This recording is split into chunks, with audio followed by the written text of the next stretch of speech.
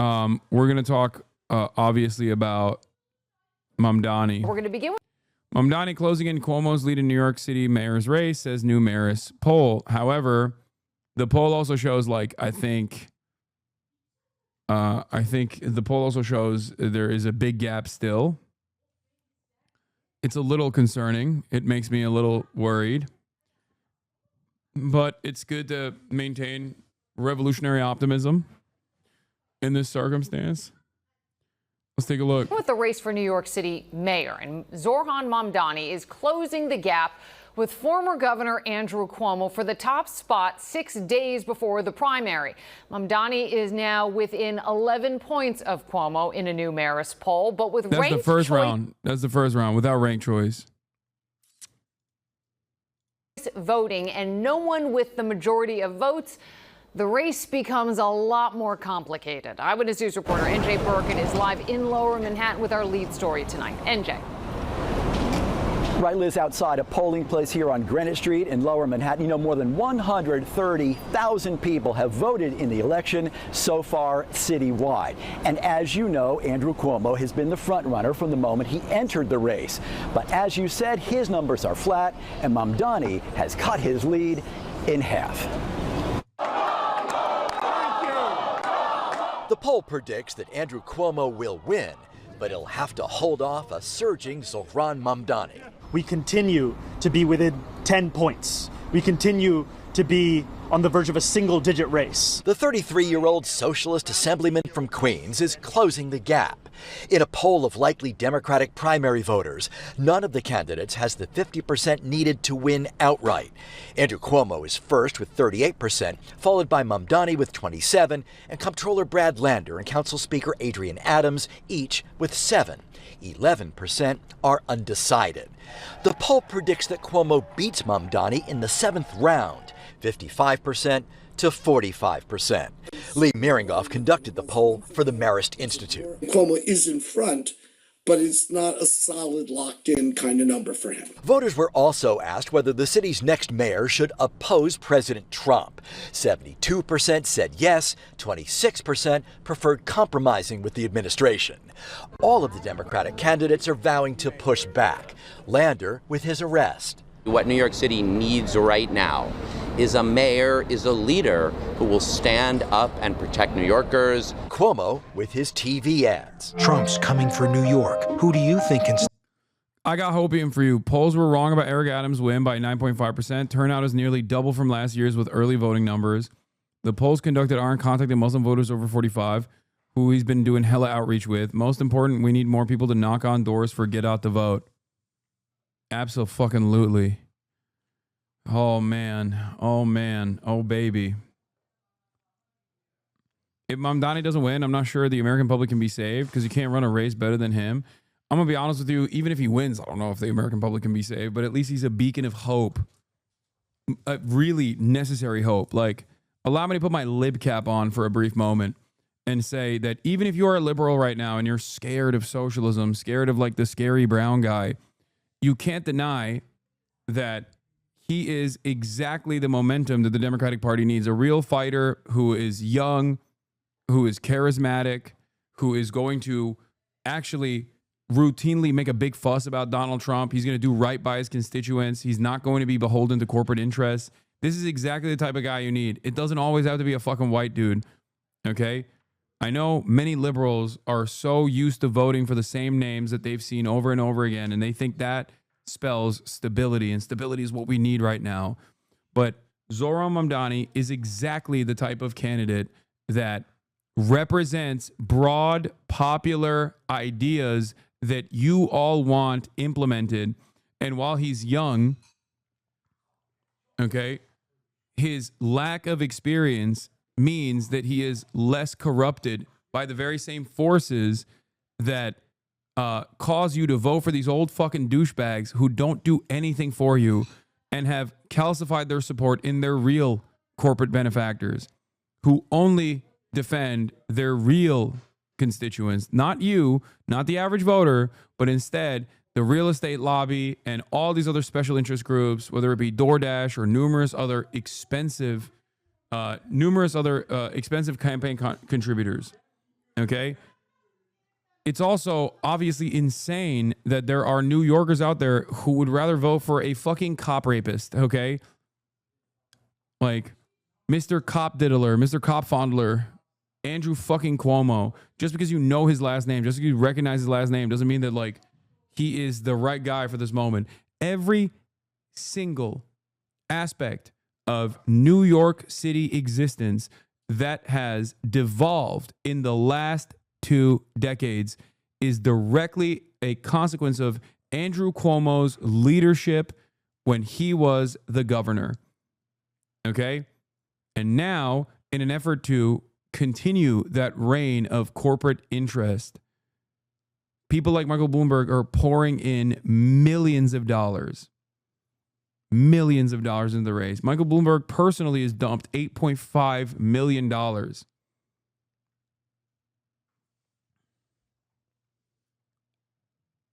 Andrew Cuomo gets support from a lot of these fucking pig unions, or at least the union leadership, but the rank and file is not with Andrew Cuomo. Because the rank and file understands that Andrew Cuomo is also anti-union. He has already destroyed New York politics and made New York Republicans significantly more powerful in the state so that he could maintain his grip of power. He is exactly the kind of corrupt pervert that has ruined the lives of regular New Yorkers. He is everything that's wrong with New York politics. He's everything that's wrong with the Democratic Party. His attitude is precisely the reason why you have tremendous resentment right now at this very moment towards the feckless ineptitude that you see from the Democrats. You need a guy like Zohran. You need a guy like Zohran. You need a fighter. And my God, are they doing everything they can now in the last round because he's become a real threat to the established order and the comfortable corruption that they want in business as usual politics, that they're trying to rat fuck him as aggressively as possible. And in the process of doing that, they've opened up an unlimited money faucet, and they're attacking him, claiming he is an anti-Semite once again. I said this yesterday. The concerted effort to spam the airwaves with anti-Semitism smears against Zohran is a desperate attempt to deprive New York City of the young, dynamic fighter that the Democrats desperately need, all because he's anti-genocide like the majority of the party's base. Disgusting. Anti-Semitism smears are not effective in the United States of America, especially, but they are, and I would go so far as to say that it didn't even work with Corbyn. But what it does do is gum up the works. If you have a campaign and you want to show your in the last round here, okay, right before the election, if you want to show your best foot forward, if you want to talk about your policies, if you're constantly battling anti-Semitism allegations, you're constantly on the back foot, and it's a time suck. It's a waste of energy. It's a waste of media space, and it will be the most it'll be the thing that you're remembered by. That is the way in which people use these vicious smears. Okay? The way this started was when Zohran went on the Bulwark show, which is run by rhinos. It wasn't supposed to be like a heated debate or anything like that. But Zohran went on Bulwark with Tim Miller and Cameron Kasky. Friend of the show, Cameron Kasky, invited him. Okay? Tim Miller, on the show, asked him about globalize the intifada as a slogan. And also from the river to the sea, Palestine will be free as a slogan. He said these are scary anti-Semitic slogans. And ya biraz sesi kısın orada ama. Çok bağırıyor. Bilmiyorum. Okay. Tim Miller is a rhino. He's a never Trump Republican, whatever. So his response to that was the exact same response that I've given to these statements, right? He basically said something along the lines of, intifada is an Arabic word, and that's what's scary about it. Globalize the intifada means globalize the revolution, globalize the struggle. globalize the rebellion, right? And it's the Arabic, or globalize the uprising. It's the Arabic word for uprising. That's just what it is. And that is the reason why the Holocaust Museum in the past, when describing the Warsaw Ghetto Uprising, when they translated to Arabic on their pages, called it the Warsaw Ghetto Intifada. Now, of course, the Holocaust Museum, which is so, what I'm about to describe to you is so disgusting in general, but the Holocaust Museum doesn't just educate people on the Holocaust. The Holocaust Museum's primary function now, beyond educating people on the Holocaust and the depravity of mankind and the banality of evil and how we got here, outside of that function, the Holocaust Museum also serves a secondary, perhaps more important role right now, which is to defend Israel. So the Holocaust Museum, somewhere along the way, I believe in like 2024, in the month of March 2024, after pressure from Zionist groups, changed the interpretation. The Arabic interpretation on their website used to say Warsaw Ghetto Intifada. They changed it to a different name. Ironically enough, the name that they changed it to is also is now even more radical. It's the name Hamas uses as well. But most people don't know that. Okay, most people are unfamiliar with that, so they changed it to a different Arabic name after they received pressure. Yeah, Mukawama. I'm not saying that correctly, but it means resistance, which is the M in Hamas. Okay, Mukawama.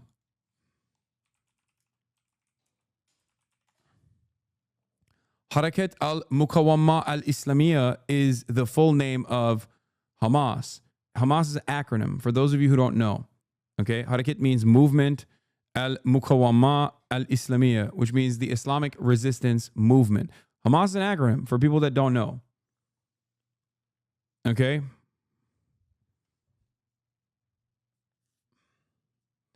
So ironically enough, the fucking Holocaust Museum literally changed it to seemingly a more radical interpretation.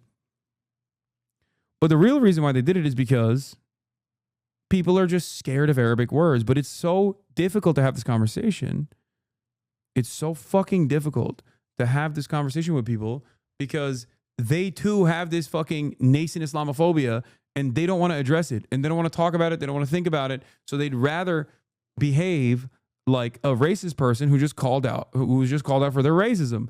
Everyone here that is not white or has some form of marginalization has experienced this before. When you call someone out for a form of bigotry that you have experienced, that person won't go, "Oh, my bad, I'm sorry. Let me check myself." They'll turn around and double down and be like, "You're the asshole for even fucking, bringing this up."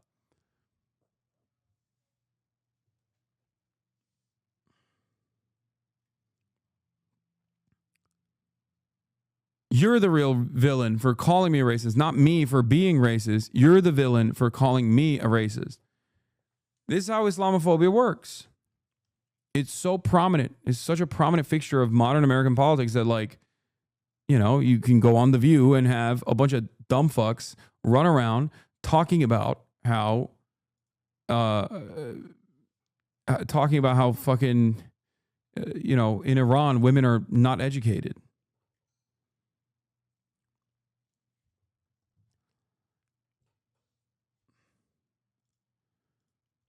And after all of those pathetic smears that really went nowhere, a reporter asked Zohran why he doesn't respond more aggressively when someone calls him an anti-Semite. That there's no room for anti-Semitism in this city, in this country.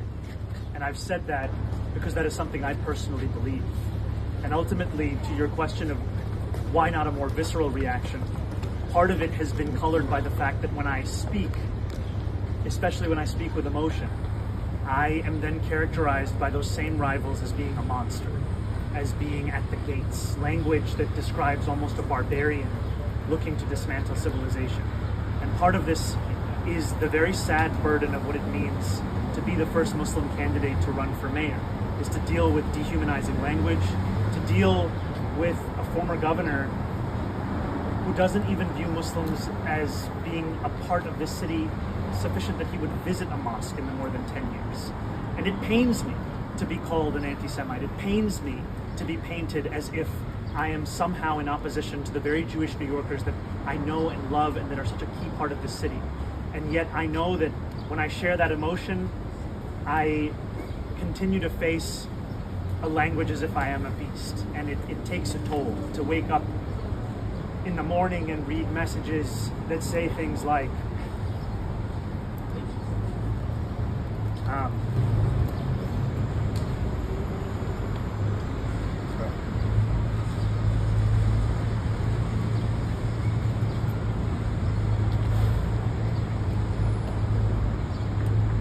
I get messages that say the only good Muslim is a dead Muslim.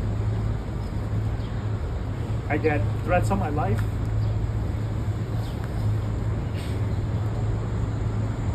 On the people that I love. And I try not to talk about it. Because the function of racism, as Toni Morrison said, is distraction. Yeah. Also, this is an experience shared by every Muslim person, okay? I don't even fucking visibly look Muslim. And even I still fucking experience it. It's just every single person. A lighter version of this is when people automatically assume that I'm biased against Israel because I have anti-Semitic tendencies born out of being Muslim, because this conflict is always described in the most idiotic fucking terms in the United States of America, especially amongst morons, as a religious conflict that has gone on for thousands of years when it has nothing to do with fucking religion at all. It's just even non-Muslims who are just fucking brown have experienced a version of this. It's just another form of bigotry. Okay? And just like anti-black racism, people get more mad when you even call it out. So I think at this point, 20 plus years after 9/11, most American Muslims, most Muslims in the West don't fucking say anything about it, because it's like, what are you going to do? That's it. What are you going to do?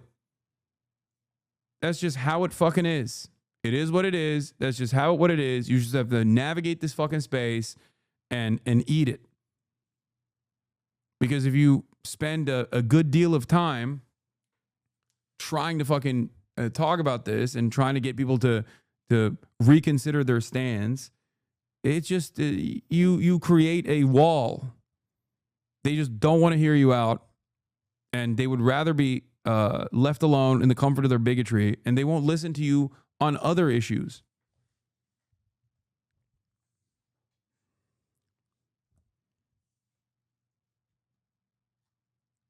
That's how it is. So it saddens me to see this. It angers me to see this, but it's just how it is. Like consistently assuming that a fucking Muslim person who has done a good deal of activism against anti-Semitism, consistently claiming that a Muslim person who is a fighter against anti-Semitism, as well as all other bigotries alike, consistently peppering them with accusations of anti-Semitism is Islamophobic. Really? Like, it's ridiculous. The idea that you're like trying to find the secret anti-Semitism that exists in the heart of this person is fucking ridiculous.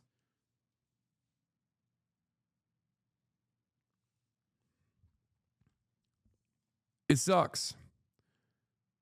But it also works incredibly well in Western society, especially amongst people who themselves are anti-Semitic, but can much easily distract away from their own personal, actual anti-Semitic points of view by just being like, this is an Arab invention. Like, think about it. The highest form of this is the concept in Germany that anti-Semitism was imported into Germany by Arabs. Dog, in recent history, your country did the fucking Holocaust, man. What are you talking about? Arabs actually brought in anti-Semitism to Germany. What a laughable, idiotic, cope-induced statement to make.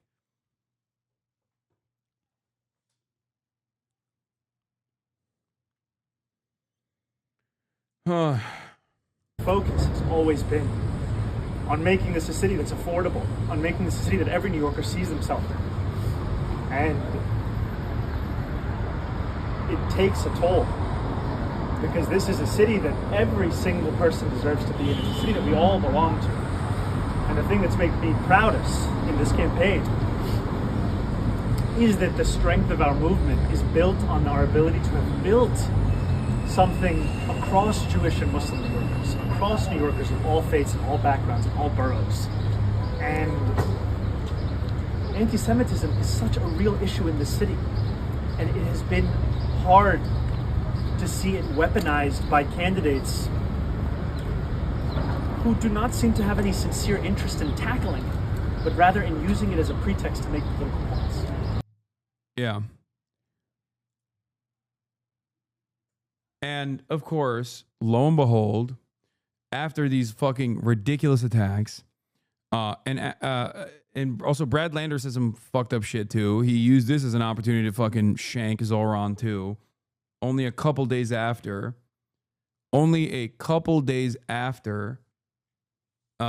they cross-endorsed one another. Brad Lander went on a spot on Pod Save America,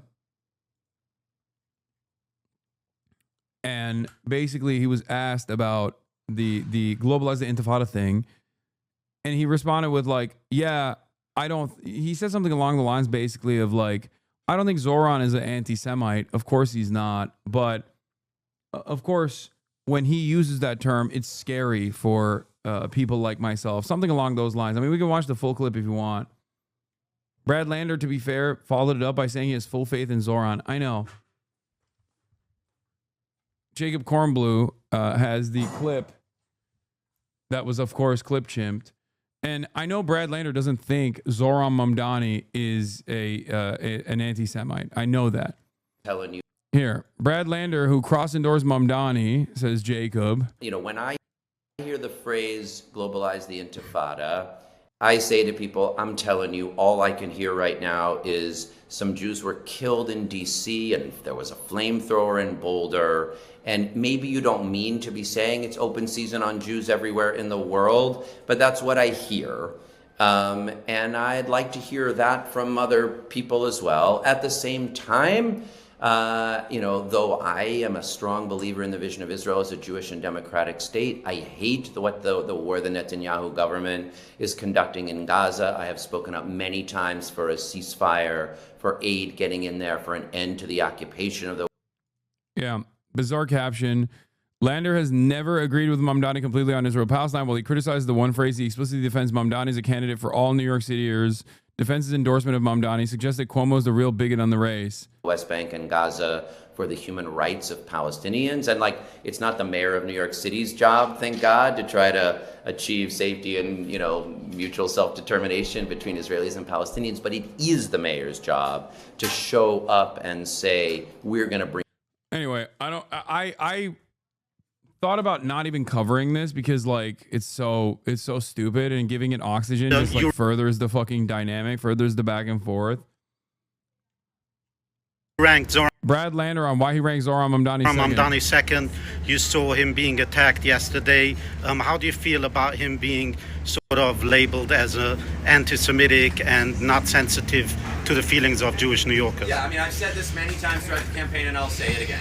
I am a proud Jewish New Yorker. Raising these two beautiful Jewish kids in this city is one of the great joys of my life, and nobody will fight harder to keep this city.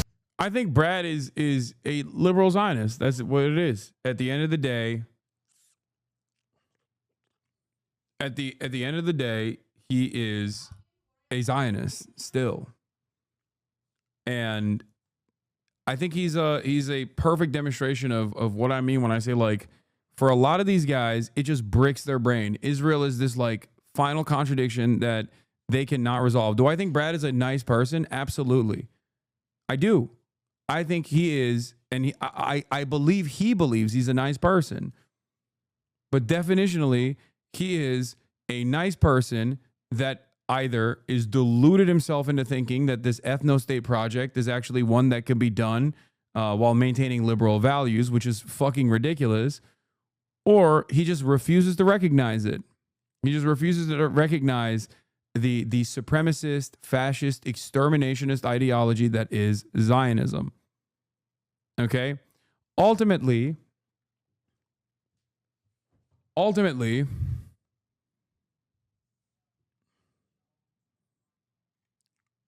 it's just, there's not really anything you can do. There's no way to like resolve it. State for Jewish families and for all families, then I will. I believe there's like a gatekeeping function of City Hall, which is decency and integrity. And Andrew Cuomo does not have decency and integrity and should not be allowed at City Hall. I believe that Zohran Mamdani is a person of decency and integrity, and I am therefore encouraging people to rank him number 2. We do not agree on everything about Israel and Palestine, but I do believe that he will protect Jewish New Yorkers and our rights, and I was proud to represent. Sir. Yeah.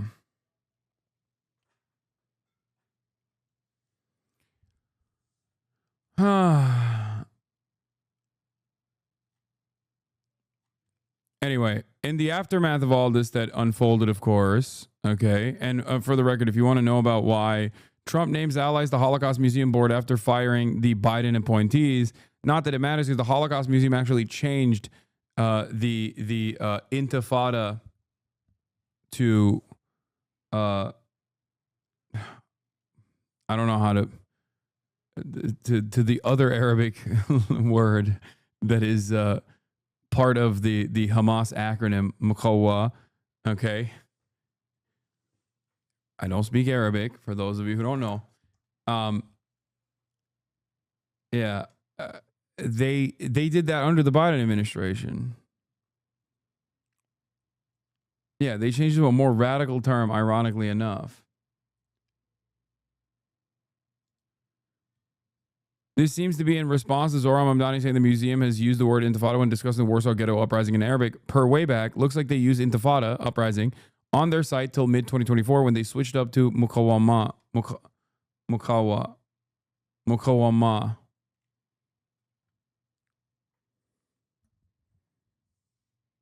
Muqawamet. Which is wild. Because, like I said, Hamas is the acronym, and the M in Hamas is for Muqawama. Muqawama. Muqawama. Muqawama. Muqawama.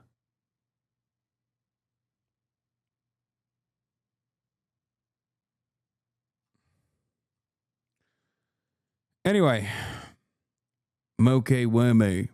Why did Tim Miller even ask that to him, by the way? Did he say that phrase at some point, or did he just want to stir the pot? I think he just wanted to stir the pot.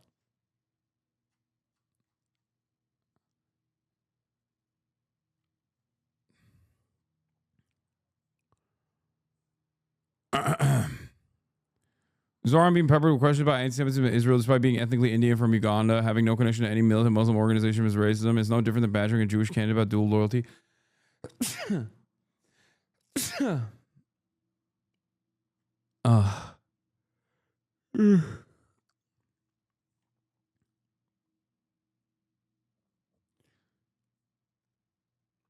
Anyway, a hedge fund manager who used to be the CIO of Goldman Sachs and is allied with the number one funder of Andrew Cuomo's super PAC.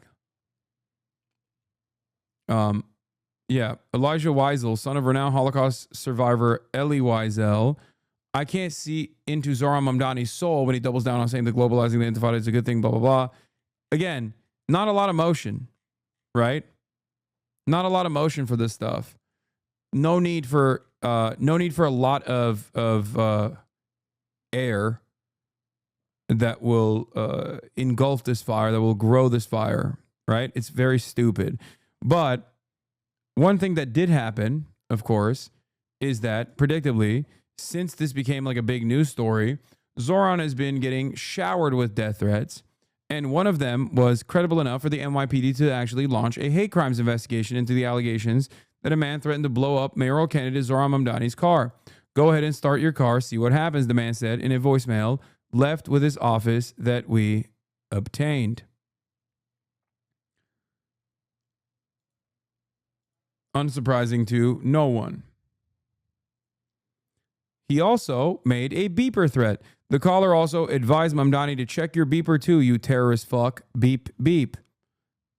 Can you guys think of another podcast that makes beeper jokes with regular frequency now?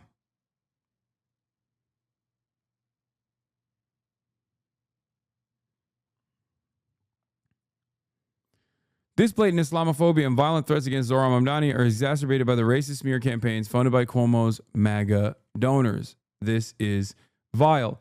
Zohran campaign responded to the NYPD investigation. A car bomb threat against Zohran Mamdani, among many others, he's referenced against him, family, staff. After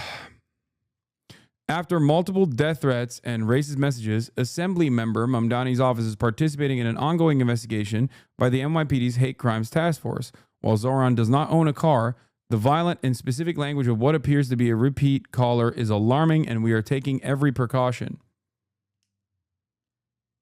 While this is a sad reality, it is not surprising after millions of dollars have been spent on dehumanizing Islamophobic rhetoric designed to stoke division and hate.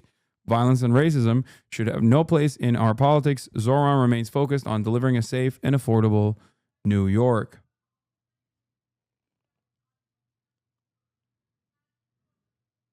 Guy with a fucking beeper, guy with a beeper in his Twitter bio responds with, it's obvious that this is a campaign stunt lie to deflect and distract from Zohran putting his whole foot in his mouth yesterday in his deranged accusations against the Holocaust Museum in defense of his virulent anti-Semitism. Follows you. I mean, is that shocking? Come on now.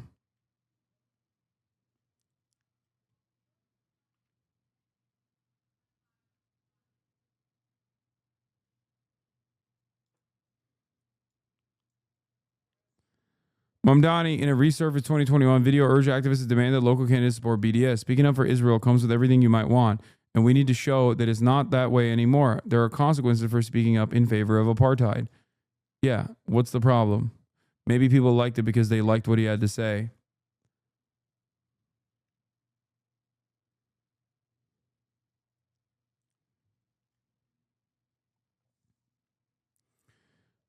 Spoke to some New Yorkers today who unfortunately like Zohran and his policies, but see them as too good to be true, almost even without any real justification for why, and therefore view Lander as a safer choice with similar policies. What would you say to such voters? If every politician is going to say that they're going to give you 100% and basically at minimum give you 50%, why wouldn't you want someone like Zohran who promises 100% and will give you 50%, rather than Lander, who promises you 75% and will give you 25%.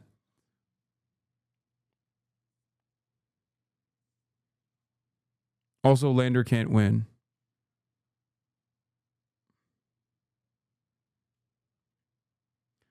The safe choices is precisely how we got to the modern Democratic Party. Okay?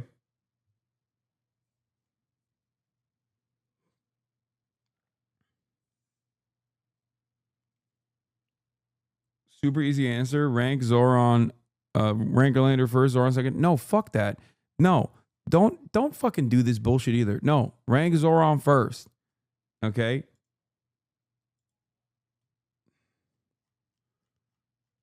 What is this like? Oh, just rank Zohran second. Lander's not going to clear anyway. It doesn't matter. I know it's ranked choice, but still, rank him first. It's bullshit.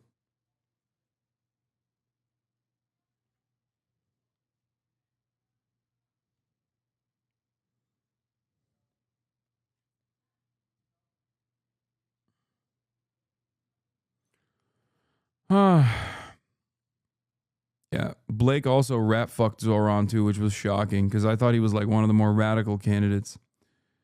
But yeah, that's my take. I've heard some good opinions about the polls. Poll is a week old. Tough poll for Mamdani,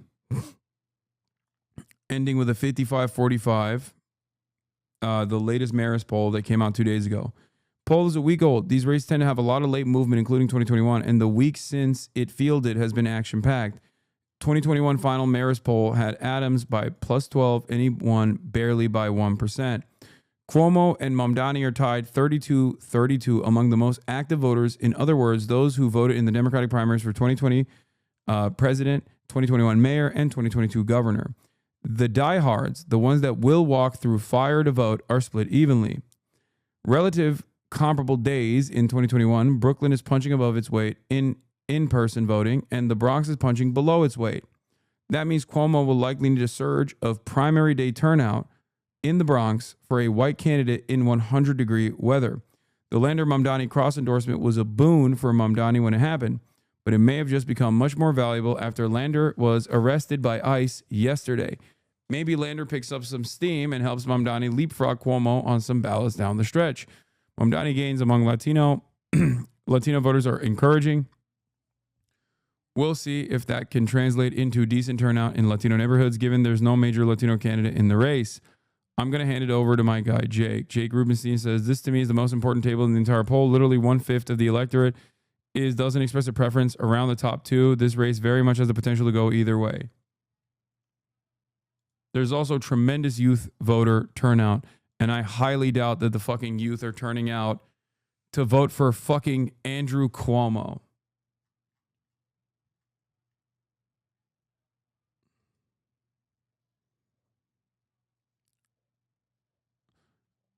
As of the fourth day of early voting in 2025 Democratic primary for New York City mayor, the 25 to 34-year-olds have cast the most early ballots.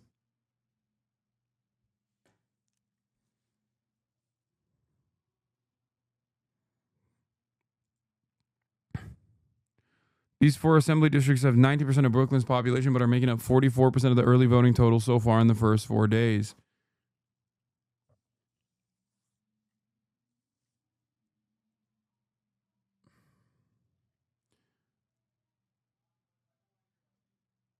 Anyway.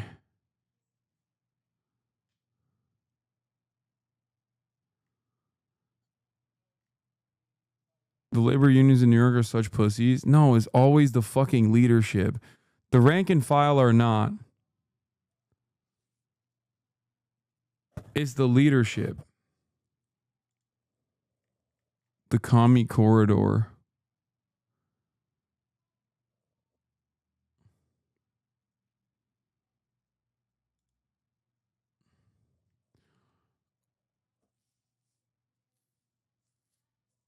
I don't think anyone really cares about policy at all anymore, but if you just ask them in an opinion poll why they prefer a candidate, they'll just make up some policy-based answer. I would do the same. Zohran is young, energetic, and running against the institutional rot in human form. I think that also plays a big role. That's why I said when I put my liberal hat on for a moment, this is my assessment as well. You can make up policy promises to signal anti-establishment vibes, but this dude isn't winning because there's some wild shift in the electorate since they swung the other way for Trump 9 months ago. Is that a certain part of the population now votes anti-establishment every time. Yeah.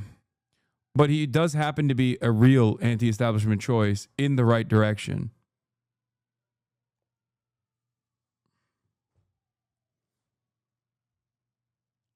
That's it.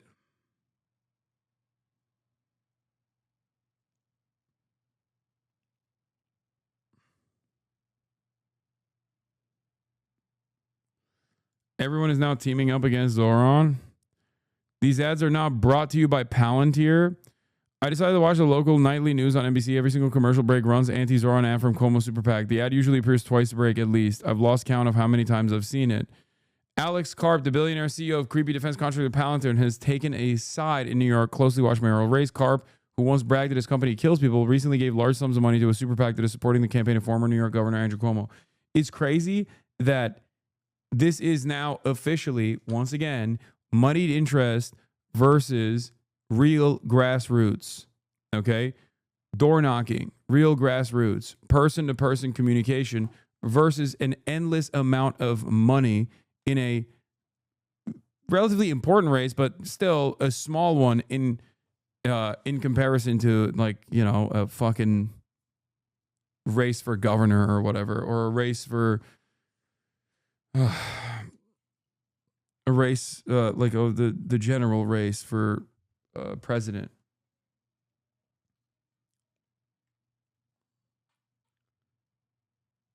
It sucks. And it's all of the major villains getting together and doing their very best. All of the major villains that are getting together to do their very best to rat fuck this campaign and to try to stop this momentum from taking place. If Democrats if Democrats cannot understand what this is, I don't know what to tell you. I just, like, Democrats need to look at this and go, all the people that we hate, all the people that we despise, all the people that are pro-Trump, all of the forces that dominate our lives are coming together to say, fuck this guy. Even out of pure resentment, you probably need to go and fucking vote for Zohran and rank him first.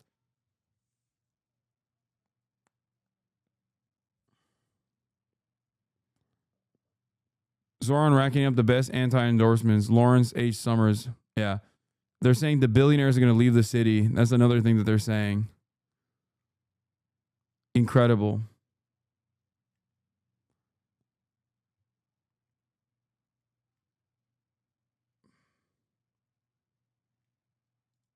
One week to go before the New York mayoral primary in New York City, longshot candidate and city comptroller Brad Lander was handcuffed and taken into custody by ICE after locking arms with a defendant on his way out of immigration. June 25th is election day. What? No. What? 25th? No, 24th. But you can vote already. Early voting is now. Go vote now. Or not 24th. 20. Is it 22nd or 24th? Next Tuesday is the fucking.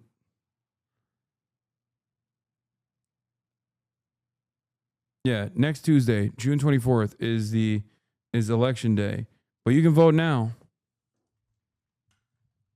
You can vote early now.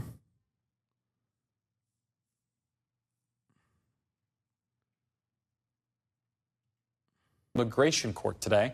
The Department of Homeland Security says he was arrested for assaulting law enforcement and impeding a federal officer. And with early voting underway, Lander trails frontrunner and former New York Governor Andrew Cuomo, as well as political newcomer Zohran Mamdani in recent polls. Zohran Mamdani. Mamdani, a 33-year-old state rep and Democratic socialist, took a hit this week when the New York Times editorial board called his agenda, quote, uniquely unsuited to the city's challenges, basically endorsing anybody else. But his campaign got a shot in the arm today with the endorsement of Bernie Sanders. NBC News national political correspondent Steve Kornacki joins us now from the big board with why this race may not actually be over after Tuesday's primary. Steve, I think it's got something to do with ranked choice voting and complicated ballots. Walk us through it. Yeah, and some very unusual laws in New York when it comes to elections. But, yeah, you would think overwhelmingly Democratic city, Democratic primary next week. Whoever wins that, you might as well just call that person his honor or her honor, right? Well, not necessarily because, well, you mentioned it with Mamdani. He's one of the two frontrunners in the polling so far. We'll see if that arrest today of Brad Lander does anything with his poll numbers, if anybody else makes some noise. But all of the attention really lately has been on these two, Cuomo, Mamdani. Now, Mamdani, for the reasons you just mentioned, the reasons that kept the New York Times, for instance, from endorsing him in this primary coming up, he's got some real political baggage. Socialism, far-left views, some inflammatory pronouncements he made. They're being featured. Come on, man. Come on, Kornacki. How the fuck? That's weird, bro. That's some weird-ass shit right there. That's weird. That's a weird seasoning that you added on to this. You know what I mean? Calm down, brother.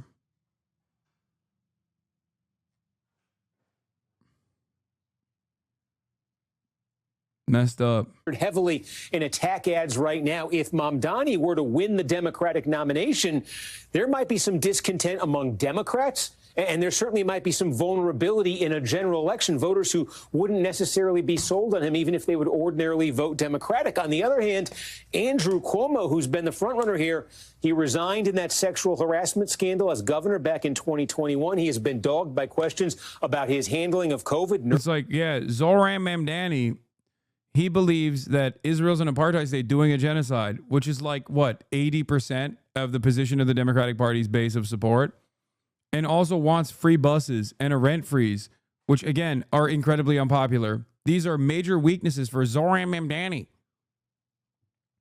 Andrew Cuomo, on the other hand, is a rapist. I wonder if that's a weakness for him, you think? Free buses, rent freeze, and Israel should stop doing a genocide versus cop diddler. Guy who diddled cops. Yeah. Cop rapist who may have killed your grandparents during COVID. Really hard. Really hard choice here. I don't know. Nursing homes in particular, when he was governor, there was a recent poll that found among Democrats, more than 40% in New York City say they have a negative view of Cuomo. He's got baggage. He's got political liabilities that could plausibly carry over into a general election. And that's where the strange laws in New York come into effect when it comes to these elections. It's basically this. In New York, third parties can nominate candidates who are already major party nominees. So let's play this out. A couple potential scenarios here. So let's say next week, okay, these are the potential general election ballot lines, parties that these candidates could have. Let's say that Andrew Cuomo were to lose the Democratic primary to Zohran Mamdani. So Zohran Mamdani would then be the Democratic candidate. Cuomo couldn't run as the Democratic candidate. In most states, he'd be eliminated. The race would be over. But Cuomo is also going to be the nominee of a party he created called the Fight and Deliver Party. So even if he loses the primary and Mamdani is the Democratic candidate, Cuomo can still run in November as the Fight and Deliver candidate. For that matter, if Cuomo were to win the primary and Mamdani were to lose it, there's a party called the Working Families Party that's already said Democrats should vote for Mamdani in this primary that may well endorse him if he wants to run as their candidate. So he could. My favorite one is Eric Adams, who's running on the End Antisemitism Party, which is hilarious because Eric Adams last week did a kick stream with a Holocaust denier. And also, what's her face? What's the lady's name? The bald one? I'm forgetting now. My brain is so busted. Sneeko is the Amber Rose. Amber Rose and Sneeko.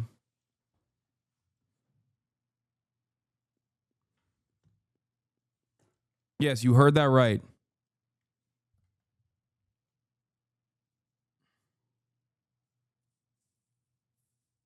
Sneeko and Amber Rose. Take another shot at in the general election. There's going to be a Republican nominee, Curtis Sliwa, the current mayor, Eric Adams. He's not running in the Democratic primary, but he's created his own parties. He's running in the general election. There's an independent, too. So really, if this is close. I mean, it's over. The New York mayoral primary is the race. The general election is ridiculous. Look at the fucking general. Like, this is New York City we're talking about. That's why the primary is the actual real race. Unless Mamdani gets somehow fucked out of winning. Mamdani turn around and try again in the general election? If they want to, Garrett, they've both got vehicles to do so. I'm dizzy now, Steve. Thank you so much for that. And I look. Yeah, Cuomo will definitely run if he's still losing the Dem primary. But do you think Mamdani would run with the Working Families Party? He should. He absolutely should. And I think he will. But I don't even want to entertain that notion.